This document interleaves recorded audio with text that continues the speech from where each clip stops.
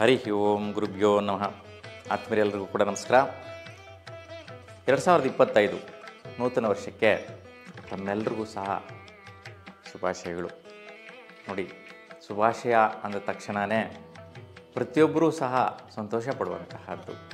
ಈ ಒಂದು ಹೊಸ ವರ್ಷದಲ್ಲಿ 2025ನೇ ವರ್ಷ ಪ್ರಾರಂಭ ಆದಾಗಿಂದ ಕೂಡ ವಿಶೇಷವಾಗಿ ಒಬ್ಬರು ಮತ್ತೊಬ್ಬರಿಗೆ, ಹಿತೈಷಿಗಳಿಗೆ, ಸ್ನೇಹಿತರಿಗೆ, ಬಂಧುಗಳಿಗೆ ಬೇಕಿರ್ತಕ್ಕಂಥ ಪ್ರತಿಯೊಬ್ಬರೂ ಸಹ ವಿಶೇಷ ತಿಳಿಸುವಂತಹದ್ದು ಸಹಜವಾಗಿ ನಾವು ನೋಡ್ತೀವಿ.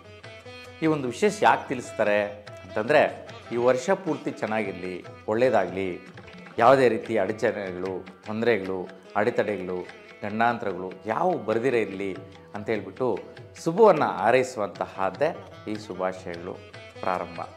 ಹಾಗಾಗಿ 2025 ಜನವರಿಯಿಂದ ಹಿಡಿದು 2025ರ ಡಿಸೆಂಬರ್ವರೆಗೂ ಸಹ ಗ್ರಹಗಳ ಒಂದು ಚಲನೆ, ನಮ್ಮ ಭೂಮಿ ಸುತ್ತಲೂ ತಿರುಗ್ತಾ ಇರ್ತಕ್ಕಂತಹ ಗ್ರಹ ಗತಿಗಳು ಅಂತೇಳಿ ಹೇಳ್ತೀವಿ. ಹಾಗಾಗಿ ಗ್ರಹಗಳ ಒಂದು ಚಲನೆ ಬದಲಾವಣೆಯಿಂದ ದ್ವಾದಶಿ ರಾಶಿಗಳಲ್ಲಿ ಪ್ರತಿಯೊಬ್ಬರಿಗೂ ಸಹ ಯಾವ ರೀತಿ ಇರುತ್ತೆ ಅನ್ನೋದು ನಾವು ಪ್ರಮುಖವಾಗಿ ನೋಡ್ತೀವಿ. ಅದರಲ್ಲೂ ಸಹ ಈಗ ನಾವು ಧನುಸ್ಸು ರಾಶಿಯವರಿಗೆ ಯಾವ ರೀತಿ ಇದೆ ಗ್ರಹಗತಿಗಳ ಒಂದು ಫಲಾಫಲಗಳು ಅನ್ನುವಂಥದ್ದನ್ನು ನೋಡೋಣ. ನೋಡಿ, ಧನುಸ್ಸು ರಾಶಿ ನಿಮ್ಮ ರಾಶಿಗೆ ತುಂಬ ಅದ್ಭುತವಾದಂತಹ ಕಾಲ.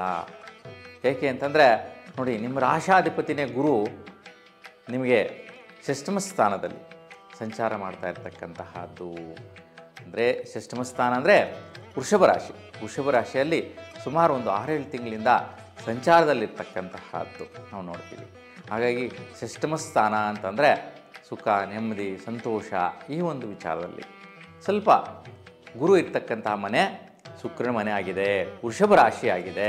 ಹಾಗಾಗಿ ವೃಷಭ ರಾಶಾಧಿಪತಿ ಶುಕ್ರನಿಗೆ ಗುರು ಶತ್ರುಭಾವ ಇರೋದ್ರಿಂದ ಸ್ವಲ್ಪ ಸುಖ, ನೆಮ್ಮದಿ ವಿಚಾರದಲ್ಲಿ, ಸ್ವಲ್ಪ ಶುಭಕಾರ್ಯ ವಿಚಾರಗಳಲ್ಲಿ, ಮತ್ತು ಏನಾದರೂ ಐಷಾರಾಮಿ ವಸ್ತುಗಳನ್ನು ತಗೊಳ್ಳುವಂತಹ ವಿಚಾರದಲ್ಲಿ ಸ್ವಲ್ಪ ವೈಪರೀತ್ಯಗಳು, ಅಸಮಂಜಸವಾದಂತಹ ಸಂತೃಪ್ತಿ ನಿಮಗೆ ಲಭಿಸಿರುತ್ತೆ.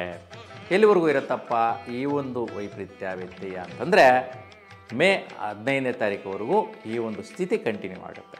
ಯಾಕೆಂತಂದರೆ ಮೇ 15ರವರೆಗೂ ಸಹ ಗುರು ಸಂಚಾರ ವೃಷಭ ರಾಶಿಯಲ್ಲೇ ಇರುತ್ತೆ. ತದನಂತರ ಗುರು ಬದಲಾವಣೆ ಆಗ್ತಾನೆ, ಮಿಥುನ ರಾಶಿಗೆ ಹೊರಡ್ತಾನೆ. ನೋಡಿ, ಸಂಚಾರದಲ್ಲಿ ಮಿಥುನ ರಾಶಿಗೆ ಪ್ರವೇಶ ಮಾಡ್ತಾನೆ.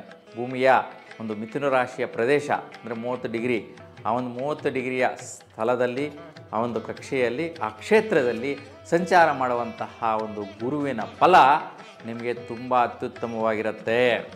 ಯಾವ ರೀತಿ ಅಂತಂದರೆ, ಗುರುಬಲ ಇರ್ತಕ್ಕಂತಹದ್ದು. ನೋಡಿ, ಗುರುಬಲ ಅಂತೇಳಿ ಹೇಳ್ತಾ ಇರ್ತಾರೆ. ಯಾವ ರೀತಿ ಗುರುಬಲ ಅಂತಂದರೆ, ಗುರುಬಲ ಬಲಷ್ಟು ವಿಚಾರಗಳಲ್ಲಿ ನಾವು ನೋಡ್ಕೋಬೇಕು. ಯಾವ ಸ್ಥಾನದಲ್ಲಿದ್ದರೆ ಯಾವ ರೀತಿ ಬಲ ಕೊಡ್ತಾನೆ ಅಂತೇಳ್ಬಿಟ್ಟು ಅದನ್ನೇ ಗುರುಬಲ ಅನ್ನುವಂತಹದ್ದು. ಈಗ ನೋಡಿ, ನಿಮ್ಮ ರಾಶಿಗೆ ಸಪ್ತಮ ಸ್ಥಾನದಲ್ಲಿ ಸಂಚಾರಕ್ಕೆ ಹೋಗ್ತಾ ಇದ್ದಾನೆ ಅಂತ 15 ಮೇಗೆ.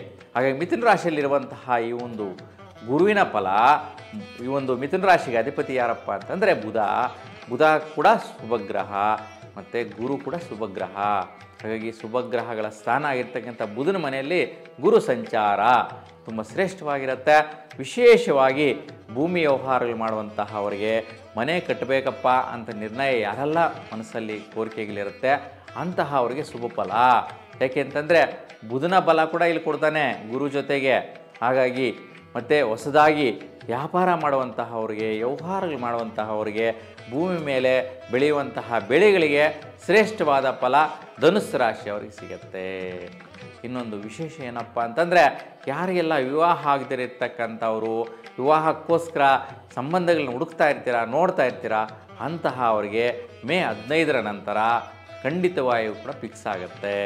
ಇದು ಬರೆದಿಟ್ಕೊಳ್ಳಬೇಕಾದ್ರೆ ಮೇ 15ರ ನಂತರ ಖಂಡಿತವಾಗಿಯೂ ಕೂಡ ವಿವಾಹ ಆಗದಿರ ಇರ್ತಕ್ಕಂಥವ್ರಿಗೆ ವಿವಾಹ ಆಗುವಂತಹ ಬಲ ಬರುತ್ತೆ. ಅದನ್ನೇ ಸಪ್ತಮ ಸ್ಥಾನದಲ್ಲಿ ವಿಶೇಷವಾಗಿ ದಾಂಪತ್ಯ ಸೌಖ್ಯ ಕೊಡುವಂತಹ ಗುರು ಆಗಿರ್ತಾನೆ. ಹಾಗಾಗಿ ಬುಧನ ಮನೆಯಲ್ಲಿರೋದ್ರಿಂದ ಒಳ್ಳೆಯ ಬಂಧುತ್ವದಲ್ಲಿ ಸಿಗಂತೆ. ಮತ್ತು ನೀವು ಇರ್ತಕ್ಕಂತಹ ಸ್ಥಳದಿಂದ ಬಹುಮುಖ್ಯವಾಗಿ ಅಂದರೆ ನಾರ್ತ್ ಈಸ್ಟ್ ಪ್ರದೇಶ ಅಂತ ಪೂರ್ವದಿಂದ ಉತ್ತರ ದಿಶೆಯಲ್ಲಿ ಬರುವಂತಹ ಸಂಬಂಧಗಳು ಶ್ರೇಷ್ಠತರವಾಗಿ ನಿಮಗೆ ಫಿಕ್ಸ್ ಆಗುವಂತಹದ್ದು ಬರುತ್ತೆ. ಹಾಗಾಗಿ ಯಾರೆಲ್ಲ ಧನುಸ್ಸು ರಾಶಿಯವರು ಇದ್ದೀರಾ ಅಂತಹ ಅವರು ಮದುವೆಯ ವಿಚಾರದಲ್ಲಿ ಒಳ್ಳೆಯ ಫಲವನ್ನು ಪಡೀತೀರಾ. ಒಳ್ಳೆಯ ಶುಭಕಾರ್ಯ ಆಗುವಂತಹ ಯೋಗ ಬಲ ಗುರು ನಿಮಗೆ ಕೊಡ್ತಾನೆ. ಜೊತೆಗೆ ದಾಂಪತ್ಯ ಸೌಖ್ಯ ವಿಚಾರ ನೋಡಿ, ದಂಪತಿಗಳಿಗೂ ಸಹ ವಿಶೇಷವಾಗಿ ಘನತೆ, ಗೌರವ, ಸ್ಥಾನ, ಮಾನ, ಸಮಾಜದಲ್ಲಿ ಒಳ್ಳೆಯ ಹೆಸರು ಬರುವಂತಹ ಒಂದು ಪ್ರಖ್ಯಾತಿ ಹೊಂದುವಂತಹ ಅವಕಾಶಗಳು ಬರುತ್ತೆ. ವಿಶೇಷವಾಗಿ ರಾಜಕೀಯ ನಾಯಕರಿಗೆ ಬಹಳಷ್ಟು ಬಲ. ಯಾಕೆಂತಂದರೆ ರಾಜಕೀಯದಲ್ಲಿ ಇರಬೇಕು ಅಂದ್ರೇ ಗುರುಬಲ ವಿಶೇಷವಾಗಿರಬೇಕು. ನಿಮ್ಮ ರಾಶಾಧಿಪತಿನೇ ಗುರು, ಹಾಗಾಗಿ ಸಪ್ತಮ ದೃಷ್ಟಿಯಿಂದ ನೋಡ್ತಾ ಇರ್ತಕ್ಕಂಥ ಫಲ ಅತ್ಯುತ್ತಮವಾಗಿರುತ್ತೆ, ಹಾಗೆ ಶ್ರೇಷ್ಠವಾಗಿರುತ್ತೆ. ಈ ಒಂದು ವಿಚಾರದಲ್ಲಿ ರಾಜಕೀಯ ಯೋಗ ಬಲ, ರಾಜಕೀಯ ನಾಯಕರುಗಳಿಗೆ ಯಾರೆಲ್ಲ ಧನುಸ್ಸು ರಾಶಿಯವರಿದ್ದೀರಾ ಅಂತಹ ಅವರಿಗೆ ತುಂಬ ಶುಭ ಫಲ. ಜೊತೆಗೆ ಸ್ವಾಮೀಜಿಗಳಾಗಿರ್ಬೋದು ಮತ್ತು ಧರ್ಮ ಕ್ಷೇತ್ರಗಳಲ್ಲಿರ್ತಕ್ಕಂಥವ್ರಿಗೆ, ಧರ್ಮ ಕಾರ್ಯಗಳು ಮಾಡುವಂತಹ ಅವರಿಗೆ, ಜ್ಯೋತಿಷ್ಯರಿಗೂ ಸಹ ತುಂಬ ಶುಭದಾಯಕವಾದಂಥ ಫಲ. ಒಳ್ಳೆಯ ರೀತಿ ವ್ಯವಹಾರಗಳಾಗತ್ತೆ, ಸಕ್ಸಸ್ ಸಿಗತ್ತೆ. ಹಾಗಾಗಿ ಧನುಸ್ಸು ರಾಶಿಯವರಿಗೆ ಗುರು ತುಂಬಾ ಶುಭದಾಯಕವಾದಂಥ ಫಲ ಮೇ 15ರ ನಂತರ ಕೊಡ್ತಾನೆ. ಅಲ್ಲಿವರೆಗೂ ಅವರೇಜ್ ಆಗಿರುತ್ತೆ, ಅಷ್ಟೊಂದು ಪ್ರಭಾವವಾಗಿ ಇರೋದಿಲ್ಲ. ಇನ್ನು ನಿಮ್ಮ ಪ್ರಯತ್ನ ಕಾರ್ಯಗಳು ನೋಡೋಣ. ಏನೆಲ್ಲ ಪರಾಕ್ರಮ ಮಾಡ್ತಾಯಿದ್ದೀರಿ, ಏನೆಲ್ಲ ಶ್ರಮ ಪ್ರಯತ್ನಗಳಲ್ಲಿ ವಿಶೇಷವಾಗಿ ದಾರುಢ್ಯವಾಗಿ ಮುಂದಕ್ಕೆ ಹೋಗ್ತಾ ಇದ್ದೀರಾ ಅಂತಹ ವಿಚಾರದಲ್ಲಿಯೂ ಸಹ ಉತ್ತಮವಾಗಿತ್ತು. ದೀರ್ಘಕಾಲಿಕ ಒಂದು ಪ್ರಯತ್ನಗಳಿತ್ತು, ಅದು ಇನ್ನಷ್ಟು ಬದಲಾವಣೆ ಆಗುವಂತಹದ್ದು ಬರುತ್ತೆ. ಯಾವ ಒಂದು ದಿನಾಂಕಕ್ಕೆ ಅಂತಂದರೆ ಮಾರ್ಚ್ 29ನೇ ತಾರೀಕಿಗೆ. ಮಾರ್ಚ್ 29ನೇ ತಾರೀಕಿಗೆ ಶನಿ ಬದಲಾವಣೆ ಆಗುವಂತಹದ್ದು ಬರುತ್ತೆ. ಮೀನ ರಾಶಿಗೆ ಪ್ರವೇಶ ಮಾಡ್ತಾನೆ. ಹಾಗಾಗಿ ಚತುರ್ಥ ಭಾಗಕ್ಕೆ ಹೋಗ್ತಾ ಇದ್ದಾನೆ. ಹಾಗಾಗಿ ಚತುರ್ಥ ಶನಿ ದೋಷ ಅಂತೇಳಿ ಹೇಳ್ತಾರೆ. ಹಾಗಾಗಿ ಆ ಒಂದು ಚತುರ್ಥ ಸ್ಥಾನದಲ್ಲಿ ಇದ್ದಾಗ ಸ್ವಲ್ಪ ಆವರೇಜ್ ಆಗಿ ಫಲ ಕೊಡುವಂತಹ ಸ್ಥಿತಿ ಶನಿಯಿಂದ ಇರುತ್ತೆ. ಆದರೆ ನಿಮ್ಮ ರಾಶಾಧಿಪತಿ ಗುರು ಆಗಿರೋದ್ರಿಂದ, ಮೀನ ರಾಶಿಗೆ ಅಧಿಪತಿ ಗುರು ಆಗಿರೋದ್ರಿಂದ ಯಾವುದೇ ರೀತಿ ವೈಪರೀತ್ಯಗಳು ಇರೋದಿಲ್ಲ, ಶುಭದಾಯಕವಾದ ಫಲನ ನೋಡ್ಬೋದಾಗಿರುತ್ತೆ. ಹಾಗಾಗಿ ಈ ವಿಚಾರದಲ್ಲಿ ಸಹ ಹೆಚ್ಚಿನ ಫಲವನ್ನು ಅಪೇಕ್ಷೆ ಪಡ್ಬೋದು. ನಿಮ್ಮ ಸ್ವಸ್ಥಾನದಲ್ಲಿ ವಿಶೇಷವಾದಂತಹ ಅಭಿವೃದ್ಧಿದಾಯಕವಾದಂಥ ಫಲ. ಮತ್ತು ಯಾರೆಲ್ಲ ಶ್ರಮಿಕರಿರ್ತೀರಾ, ಶ್ರಮಿಕರು ಅಂತಂದರೆ ಕಾರ್ಮಿಕರು, ಕುಶಲ ಕಾರ್ಮಿಕರು, ಮತ್ತು ಗುಡಿ ಕೈಗಾರಿಕೆಗಳಲ್ಲಿ ಕೆಲಸ ಮಾಡುವಂತಹವರು, ಮತ್ತು ನಿಮ್ಮ ಗೃಹ ಚಟುವಟಿಕೆಗಳಲ್ಲಿ ವಿಶೇಷವಾಗಿ ಮಾಡುವಂತಹ ಬೇಕಾಗಿರ್ತಕ್ಕಂತಹ ಪದಾರ್ಥಗಳನ್ನು ತಯಾರು ಮಾಡುವಂತಹ ಒಂದು ಕುಶಲ ಕಾರ್ಮಿಕರು ಯಾರಿರ್ತೀರಾ ಅಂತಹ ಅವರಿಗೆ ತುಂಬಾ ಶುಭದಾಯಕ ಫಲ, ಒಳ್ಳೆ ಸಕ್ಸಸ್ ಸಿಗುವಂತಹ ಅನುಕೂಲ, ಅಂತಹ ಒಂದು ಸದವಕಾಶ ಸಿಗತ್ತೆ. ಈ ವಿಚಾರದಲ್ಲಿ ಸಹ ಶನಿಯ ವೈಪರೀತ್ಯ ಹೆಚ್ಚಿನ ಸ್ಥಿತಿಯಲ್ಲಿ ಇರುವುದಿಲ್ಲ. ಇನ್ನು ರಾಹು ಪ್ರಭಾವ ವೈಪರೀತ್ಯ ಬಹಳಷ್ಟು 1 ವರ್ಷಗಳಿಂದ ಮನೆ ಕಡೆ ದಾಯಾದಿ ಸಂಬಂಧಗಳಲ್ಲಿ ಅಕಾಲವಾಗಿ ತೊಂದರೆಗಳು ಬರುವಂತಹದ್ದು, ಅಡಚಣೆಗಳು ಬರುವಂತಹದ್ದು, ಆರೋಗ್ಯ ವಿಚಾರದಲ್ಲಿ ಮತ್ತು ಆಕಸ್ಮಿಕವಾಗಿ ಅವಘಡಗಳುಂಟಾಗಿ ಆರೋಗ್ಯ ತೊಂದರೆಗಳನ್ನ ನೋಡಿರ್ತಕ್ಕಂತಹದ್ದಿರುತ್ತೆ. ಆ ಒಂದು ಬದಲಾವಣೆ ಮೇ 30ರ ನಂತರ ಬರುತ್ತೆ. ಮೇ 30ರವರೆಗೂ ಕೂಡ ಇದೇ ಒಂದು ಸ್ಥಿತಿಯಲ್ಲಿ ವೈಪರೀತ್ಯಗಳನ್ನ ನೀವು ನೋಡ್ತಾ ಇರ್ತೀರಾ. ಆ ತದನಂತರ ರಾಹು ಬದಲಾವಣೆ ನಿಮಗೆ ಮುಖ್ಯವಾಗಿ ಕುಂಭರಾಶಿಗೆ ಪ್ರವೇಶ ಮಾಡ್ತಾನೆ. ಹಾಗಾಗಿ ಕುಂಭರಾಶಿಗೆ ಪ್ರವೇಶ ಮಾಡಿದಾಗ ಸ್ವಲ್ಪ ಸುತ್ತಾಟ, ತಿರುಗಾಟ, ಪ್ರಯತ್ನ, ಪರಾಕ್ರಮಗಳೆಲ್ಲ ಕೂಡ ನಿಮಗೆ ಸ್ವಲ್ಪ ವಿರುದ್ಧ ದಿಕ್ಕಲ್ಲಿರುತ್ತೆ, ವಿರುದ್ಧ ಸ್ಥಿತಿಯಲ್ಲಿರುತ್ತೆ. ನಿಧಾನ ಆಗುವಂತಹದ್ದು, ಲೇಟ್ ಆಗುವಂತಹದ್ದು ಆಗ್ತಾ ಇರುತ್ತೆ.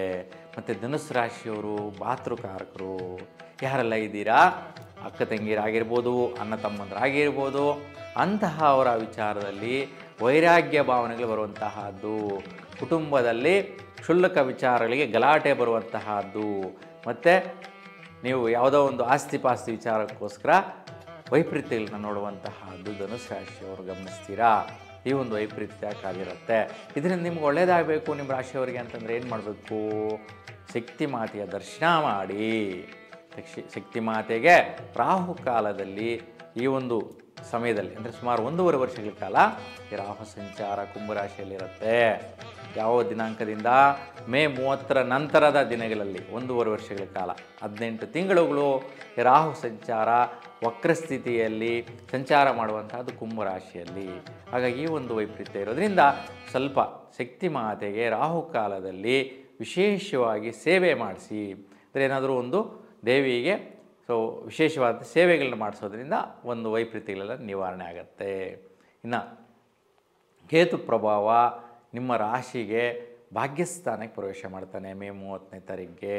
ಇಷ್ಟು ದಿನ ಸ್ವಲ್ಪ ವೃತ್ತಿಯಲ್ಲಿ ಒತ್ತಡಗಳು, ಟೆನ್ಷನ್ಸು ಏನೆಲ್ಲ ಇತ್ತು, ಮತ್ತು ಭೂಮಿ ವ್ಯವಹಾರಗಳು ಯಾರೆಲ್ಲ ಮಾಡಿರ್ತೀರಾ ಅಂತಹವರಿಗೆ, ಬಿಸ್ನೆಸ್ ಯಾರೆಲ್ಲ ಮಾಡಿರ್ತೀರಾ, ಮತ್ತು ಒಡಂಬಡಿಕೆಗಳು ಒಪ್ಪಂದಗಳು ಮಾಡಿರ್ತಕ್ಕಂಥವ್ರು, ಜಾಯಿಂಟ್ ವೆಂಚರ್ಸು, ಇಂಥವ್ರಿಗೆಲ್ರಿಗೂ ಕೂಡ ಸ್ವಲ್ಪ ಕೇಸು ಕೋರ್ಟು ವಗೈರೆ ಇವೆಲ್ಲ ಕೂಡ ಬಂದಿರುತ್ತೆ. ಒಡುಕು ಬಂದಿರುತ್ತೆ, ಟೆನ್ಷನ್ಗಳು ಬಂದಿರುತ್ತೆ. ಈ ವೈಪರೀತ್ಯಗಳೆಲ್ಲವೂ ಸಹ ನಿವಾರಣೆ ಆಗುವಂತಹದ್ದು ಮೇ 30ರ ನಂತರ. ತದನಂತರದ ದಿನಗಳಲ್ಲಿ ಭಾಗ್ಯಪ್ರಾಪ್ತಿ ಯೋಗ ನೋಡಿ, ವ್ಯವಹಾರಗಳೇನೆಲ್ಲ ಮಾಡಿ ಕೇಸು ಕೋರ್ಟುಗಳಲ್ಲಿ ಇರ್ತೀರಾ ಅವೆಲ್ಲವೂ ಸಹ ಈಗ ನಿಮ್ಮ ಪರವಾಗಿ ಆರ್ಡರ್ಸ್ ಬರುತ್ತೆ, ನಿಮಗೆ ಆಗುವಂತಹದ್ದು, ನೀವು ಜಯಿಸುವಂತಹದ್ದು, ಆ ವಿಚಾರದಲ್ಲಿ ಒಳ್ಳೆಯ ಫಲ ನಿಮಗೆ ಆಗುತ್ತೆ, ಒಳ್ಳೆಯ ವ್ಯವಹಾರ ನಿಮ್ಮ ಪರವಾಗಿ ಆಗುವಂತಹದ್ದನ್ನು ನೋಡ್ತೀರಾ. ಶುಭದಾಯಕವಾದ ಫಲ ಕೇತುವಿಂದ ಕೂಡ ಇದೆ. ಹಾಗಾಗಿ ಧನುಸ್ಸು ರಾಶಿಯವರಿಗೆ ಬಹಳಷ್ಟು ವಿಶೇಷವಾದಂತಹ ರಾಜಯೋಗ ಬಲ ಅಂತೇಳಿ ಹೇಳ್ಬೋದು. ಯಾಕೆಂತಂದರೆ ಹೆಚ್ಚು ಕಮ್ಮಿ 3-4 ಗ್ರಹಗಳು ಕೂಡ ತುಂಬಾ ಬಲವಾದಂತಹ ಸ್ಥಿತಿಯಲ್ಲಿರ್ತಕ್ಕಂಥದ್ದು. ಹಾಗಾಗಿ ನಿಮ್ಮೆಲ್ಲರಿಗೂ ಕೂಡ ಈ ಒಂದು ಗ್ರಹಗಳ ಒಂದು ಫಲ ಭಗವಂತನ ಅನುಗ್ರಹ ನಿಮಗೆ ಸದಾ ಸಿಕ್ಕಲಿ ಅಂತ ಭಗವಂತನಲ್ಲಿ ಪ್ರಾರ್ಥಿಸ್ತಾ ನಿಮ್ಮೆಲ್ಲರಿಗೂ ಒಳ್ಳೆಯದಾಗಲಿ. ನಮಸ್ಕಾರ, ಶುಭವಾಗಲಿ.